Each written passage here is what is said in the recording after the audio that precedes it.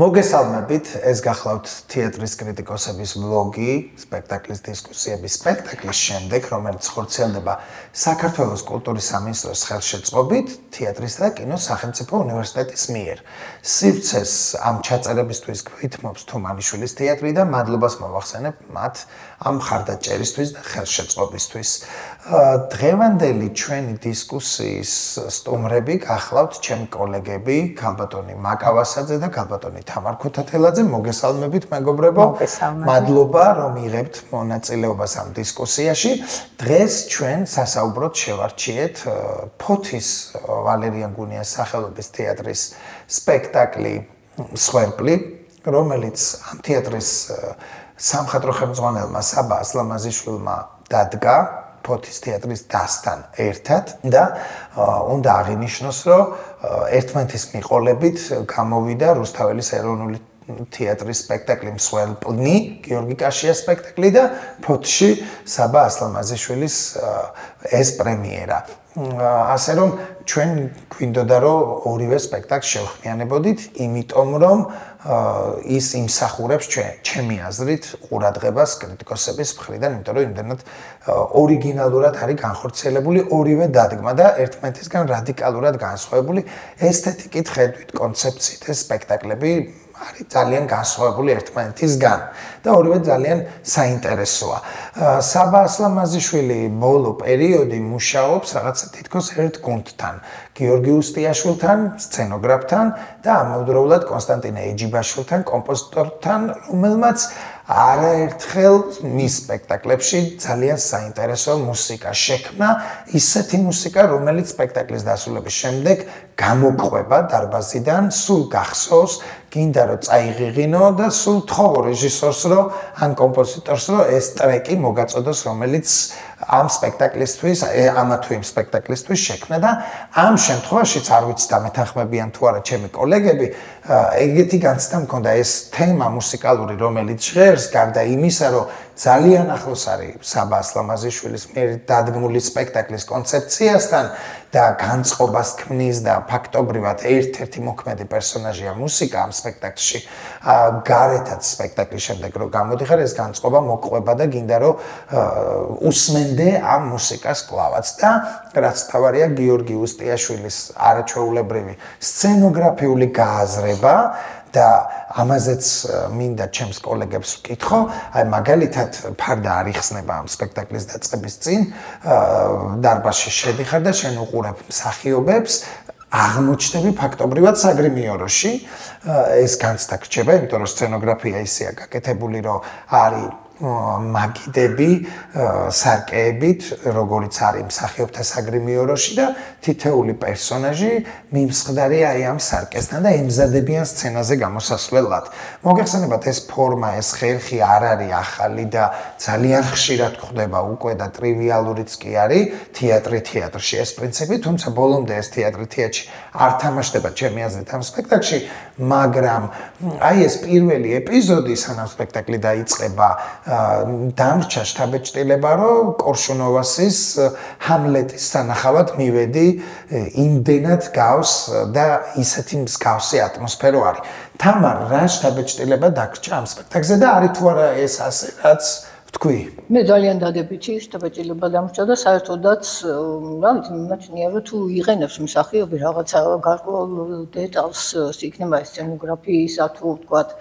პლასტიკური ჩანართის სახით, ეს არ არის დიდი ტრაგედია, მთავარია რომ მან ეს გაამართლოს და მსახიობიც რა თქმა უნდა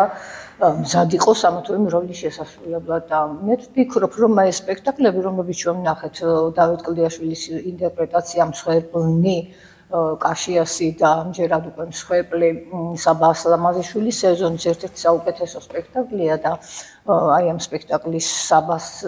სპექტაკლის ფავორიტად ალბათ თამამ შეგვიძლია დავასახელოთ შოთა სასანიას ავსული ალბათ მე აი ასე დავარქმევდი ეს ავსული რომელიც ისე ცეკვავს ისე დაახტის რაღაც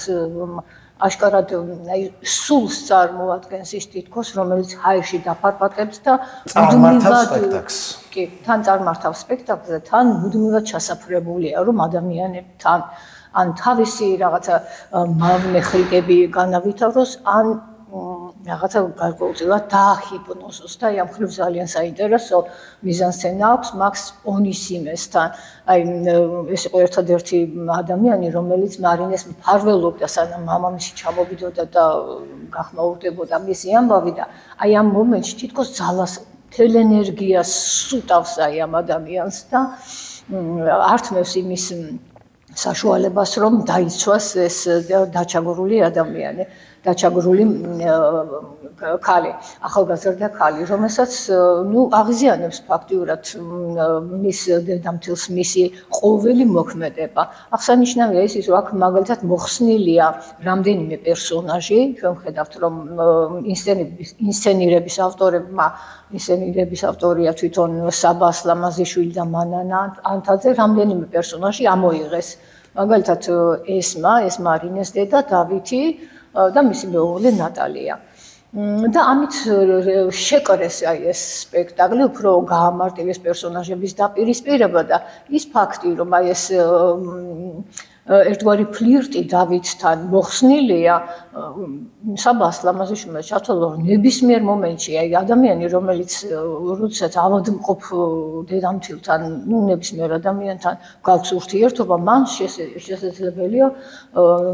ნებისმიერ დროს მოძებნოს იმის საშუალება, რომ დაგიპირისპირდეს და აი ასე გაგანადგუროს, მით უფრო, როდესაც მისი ცხოვრებისეული წესი შემთხვევით სრულად მიუღებელია და აი როგორც თვითონ ეუბნება განათლებული ქალის ბოლო მე ვიციო რაც არისო. ანუ ეს არის ემანსიპირებული ქალი, რომელიც თავისი ცხოვრების წესით სრულად მიუღებელია ფეფენასათვის და ძალიან გავს მამამისს. აი როლი, რომელსაც ზურაბ დონდოლაძე მე ვფიქრობ, რომ არაჩვეულებრივად ასრულებს, ეს მეორე კიდევ ძალიან საინტერესო სცენური სახე შექმნა. ძალიან მხიარულია, ისეთი ლაღი კაცი არის, კარგი მოკეიფე, მომღერალი, მოცეკვავე და აი დაახლოებით ესეთივეა მისი ქალიშვილი. და ეს ცხოვრების წესი, რა თქმა უნდა, მისთვის მიუღებელია, რომელიც მიუხედავად იმისა, რომ აი ესეთი ძალიან ტანჯული ცხოვრებით, წარსულით არის ნაცხოვრები, თვითონაც კეკლუცი ადამიანია, მაგრამ აი რძალი უკვე ვერ აუტანია. ახლა მე ვერ ვიტყვი, რომ თლად უცოდველია მარინე აი ამ ოჯახში, იმიტომ რომ ის ცხოვრების წესი, რა ცხოვრების წესიც არის, აქ დამკვიდრებული, ის სულიად აი რაღაცა უცხო სხეულივით არის თითქოს ჩასახლებული აი ამ ყოფაში და აქედან გამომდინარე, აი ამ ავადმყოფი ქალის რეაქციაც გარკვეულწილად ლოგიკაში თავსდება, ხო? აი ესე. მაკა დავიწყებ კორშუნობას. არის ხოლმე ციტატები და არის პლაგიატი. ამ შემთხვევაში მე ვთვლი, რომ თქვათ რეჟისორმა და მხატვარმა ციტატა გამოიყენეს კორშუნოვასის ცნობილი ჰამლეტიდან, რომელიც ქართველმა მაყურებელმა ნახა ფესტივალის დროს, თეატრის საერთაშორისო ფესტივალის დროს, ხო? ეს რამდენიმე წლის წინ მოხდა. მე მინდა გითხრათ, რომ მანანა ანთაძემ და საბამ, რომლებმაც ტექსტზე იმუშავეს და აბსოლუტურად გაათანამედროვეს ტექსტი სამეთხვევო ენა თანამედროვე გახადეს. ძალიან კარგი, ხო, ფაქტიურად გამხრალია, ძალიან კარგი ნამუშევარია, ძალიან კარგი ინსცენირებაა და რაც შეეხება ამ პერსონაჟს, რომელსაც ავისული უწოდა თამარმა, მე მას დუენდეს უწოდებდი, ლორკას დუენდეს. ეს არის ბედისწერა ერთგვარი, ეს არის იმ პერსონაჟთა ბედისწერა, რომლებიც აი იმ სარკიდან გამოდიან, თავის როლს შეასრულებენ და ისევ უკან უბრუნდებიან. ხო, როგორ არის გაკეთებული თითოეული პერსონაჟი, როდესაც მისი დრო მოდის, დგება, თამაშობს თავის როლს და უბრუნდება. ანუ სოციუმი აქ ამ შემთხვევაში საბა ასლამაზიშვილმა აი ასე წარმოგვიდგინა, რომ ყველას რაღაც ნიღაბი აქვს მორგებული, ყველა ადამიანს და ყველა ადამიანი რაღაც როლს თამაშობს, მაგრამ ეს არის სოციუმი, რომელსაც არ უნდა რომ გამოიყოს მარინეს სახით განსხვავებული ადამიანი, ну ისევ და ისევ რა თქმა უნდა კლდიაშვილის პროზაზე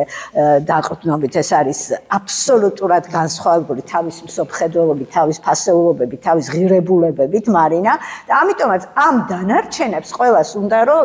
ისეთივე იყოს როგორც თვითონ არიან და სხვათა შორის პროგრამაზე დააწერეს შემოქმედებითმა ჯგუფმა ამ სპექტაკლს რომ აი საზოგადოება რომელიც ცხოვრობს ფარისეველია ცხოვრობს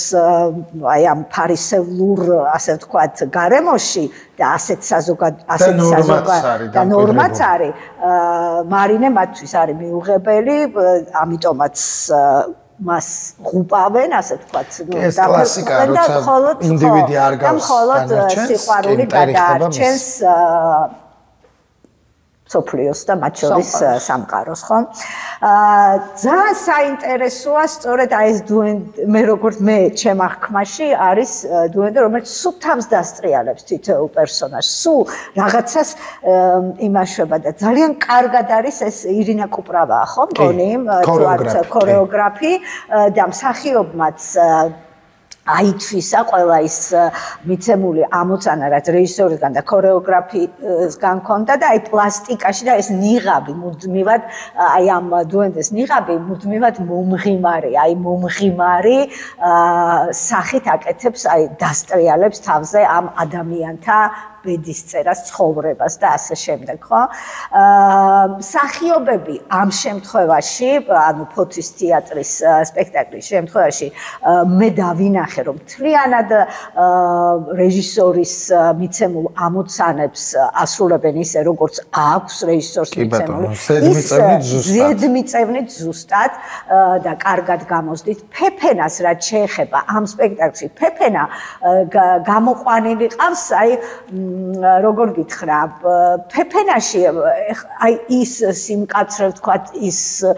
იმდენი არ არის ამ შემთხვევაში საბას სპექტაკლის შემთხვევაში ეს არის რაღაცა კეკლუცი ქალი დადის ბოკალით ხელში მოსვამს ხოლმე ძალაუფლების მოყვარული და აქ უფრო საბა მე მგონი თუ არ ვწდები აქ უკვე ორი ქალის დაპირისპირება წამოიღო წინ და რაც მთავარია არ დამავიწყდეს ამის თქმა საბა სპექტაკლში იწყება ისე რომ შენ გრძნობ რომ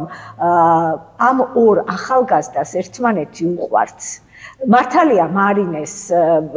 ნუ აი არაძლევს დედა ამ ურთიერთობას და აი სწორედ ამას რო ხედავს ფეფენა ამ სპექტაკლში ხო ფოთის სპექტაკლში აი ამას ვერაიტას ეგოისტურად უკვე აი და ამიტომ იწყებს ამ თავის იმის შექმნას მე დამრჩა შთაბეჭდილება რომ და ეს მანანანთაძის დამსახურებაც არის საბასთან ერთად ცხადია ინსცენირება ისეა გაკეთებული და მე ეს ყველაფერი სცენაზე გადმოტანილი რომ აი ყველა კითხვაზე პასუხი მოიპოვება სპექტაკლში. ყველაფერი არის ცალსახად გარკვეული, არ ტოვებს ბევრი აზრის გაჩენის შესაძლებლობას, ისე არის ყველაფერი აწყობილი და ამ ყველაფერთან სრულ ჰარმონიაში არის ტექსტს როგორც ლაპარაკობენ, ყველა მოძრაობა და ირინა კუპრავა ბევრი წელია მუშაობს ფოთის თეატრში და ქორეოგრაფია თეატრის, მაგრამ ამ სპექტაკლში განსაკუთრებულად გამოჩნდა მისი უნარები, რომ სასცენო მოძრაობა შექმნა. ფაქტობრივად გარკვეული პარტიტურა მთელი სპექტაკლის და შოთასასანია, რომელიც თქვენ აღნიშნეთ, სულ ხედავთ ამ ყმაწვილს ჩვენ სხვადასხვა სპექტაკლებში, სულ ეპიზოდური როლები აქვს. სინამდვილეში აქაც მეორე ხარისხოვანი პერსონაჟია ის, მაგრამ ჩვენ შემთხვევით არ ვახსენეთ შოთა სასანია ერთ-ერთი პირველი, იმიტომ რომ გამოდიხარ სპექტაკლიდან გახსოვს მარტო შოთა სასანია და მისი პერსონაჟი, იმიტომ რომ იმდენად ის ფაქტობრივად სულ სცენაზეა, სულ მოქმედია, კი მეორე ხარისხოვანია, მაგრამ ამ ყმაწვილმა გამოავლინა მისი სამსახიობო შესაძლებლობები ისე რომ იქცა უკვე პირველად სპექტაკლში და ამ კონკრეტული სპექტაკლის სახეც არის და ამიტომ ალბათ შემთხვევითი არ არის რომ გამოტანილი არის პლაკატზე არა სხვა მთავარი გმირები არამედ ეს პერსონაჟი და ვაშა თქვენ აღნიშნეთ დასაწყისშივე რომ მუსიკა და სცენოგრაფია ამ ორ შემოქმედთან ერთად უკვე რამდენიმე სპექტაკლი გააკეთა გაკეთა საბამ და აი სინთეზი რაც აი ძალიან მნიშვნელოვანია ის ანსამბლურობა რაც ძალიან მნიშვნელოვანია სპექტაკლში სწორედ და ძალიან აი ესეთ სხვათა შორის აი ყოველი ეპიზოდი ყოველი მოვლენა თავის განვითარებასთან ერთად აი ეს მუსიკალური რიგი რომელიც ამ კომპოზიტორმა შექმნა აი ზუსტად მისდევს რეჟისორის კონცეფციას და ჩანაფიქრს მე ასე ვფიქრობ და სხვათა შორის ყველა მსახიობი ეს უკვე ვთქვით ხო ძალიან კარგად ასრულებს მასზე დაკისრებულ ამოცანას აი მე გამიჭირდება კიდევაც რომ გამოვყო რომელიმე მათგანი ხო თავისი სამსახიობო ოსტატობით და აი კიდე ის რომ ეს საზოგადოება არის უკვე თავისი აზროვნებით, თავის მსოფლმხედველობით გარყვნილი, აი ესეც გვანახა საბამ ამ თავის სპექტაკლში და აი ეს მარინეს ჩაფერფვის სცენა ძალიან კარგად გაკეთებული, აი რაღაცნაირად ტალახში ამოსვლის, ხო, იმისკენ და ეს რაღაცა ეს სისუფთავე, რომელიც ამ სხვა ადამიან მასამ ამოთხვარა და ну am ტალახში ფერფლში კი და სუფთა არავინ არ დარჩა ამ ორ მტრიალში სხვათა შორის საბას ეს სპექტაკლი კონცეფციის თვალსაზრისით ძალიან ეხმიანება ბოლო პერიოდში საქართველოში განვითარებულ მოვლენებს სცენიდან რაც არის მისასალმებელი იმიტომ რომ ისეთი აქცენტები აქვს გაკეთებული რომ გიჩნდება განცდა რომ ეს ხო ახლა ხდება გარეთ რასაც ჩვენ ახლა ვუყურებთ, იმიტომ და არ არის ცალსახა კიდე. სხვათა შორის ესეც ძალიან მნიშვნელოვანი ფაქტორია, იმიტომ რომ გიტოვებს ორივე მხარის ამ საზოგადოებაში, სინამდვილეში ხო, მთელი საზოგადოება ბრჭყალებში, რომელიც არ არის კარგი საზოგადოება, რომელიც ჩვენ არ ვისურვებდით, რომ ესეთ საზოგადოება ვიყოთ, მაგრამ უმრავლესობა დღეს ესეთია, მარინესთან მიმართებაში გულისხმობ, გაბოროტებული და სხვის სიყვარულის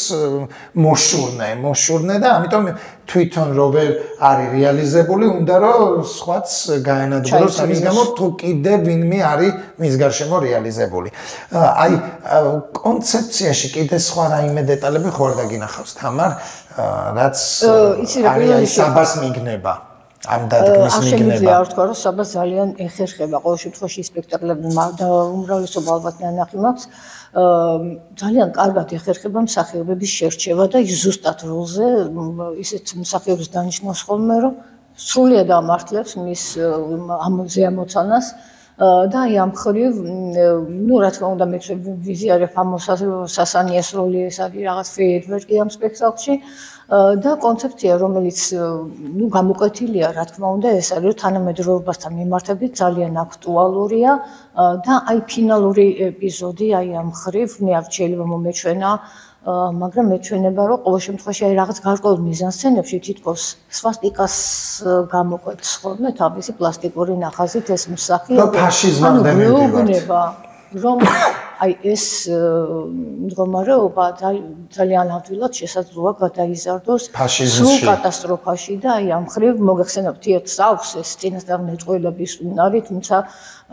ვფიქრობ რომ 21 საუკუნის ადამიანი არ არის იმდენად უგონო რომ აი ეს ვერ გააცნობიეროს და მგონია რომ უგონოები ვართ მაინც იმიტომ რომ აქეთკენ მაგრამ ჯეროდეს და უნდა ხო აი სამყარო აქ და ესეც არ არის თითქოს მხოლოდ ქართულ პრობლემებს არ ეხმიანება ეს სპექტაკლი უფრო ზოგად საკაცობრიოს და პრინციპში ის მოვლენები რაც არის დაწყებული საფრანგეთში გერმანიაში საზოგადოებაში ეს მანდილი რომელსაც ეს თეთრი დროშა რომ ბოროტების დროშა აფრიალებს გაუთავებლად ხო ну ეს ძალიან საინტერესო კარგი შტაბ-ბეჭდავი სცენებით გამორჩეული სპექტაკლია ნამდვილად დიდი მადლობა რომ იღებთ ჩვენს და მიულოცოთ თეატრს ორივე თეატრს საინტერესო ნამუშევარი დიდი მადლობა რომ მონაწილეობა მიიღეთ ჩვენს დისკუსიაში შეგახსენებთ რომ განვიხილავდით საბა ასლამაზიშვილის სპექტაკლს მსხვერპლი რომელიც ფოთის თეატრში განახორციელა ამ თეატრის სამხატვრო ხელმძღვანელმა სპექტაკლს განიხილავდნენ ჩემი კოლეგები თამარ ქუთათელაძე და მაკავასაძე ეს პროექტი ხორციელდება საქართველოს კულტურის სამინისტროს ხელშეწყობით თეატრისა და კინოს უნივერსიტეტის მიერ და ჩვენ სივრცეს გვითმობს თუმანიშვილის თეატრი რისთვისაც მადლობას მოვახსენებთ მათ. დიდი მადლობა ყურადღებისთვის, დროებით.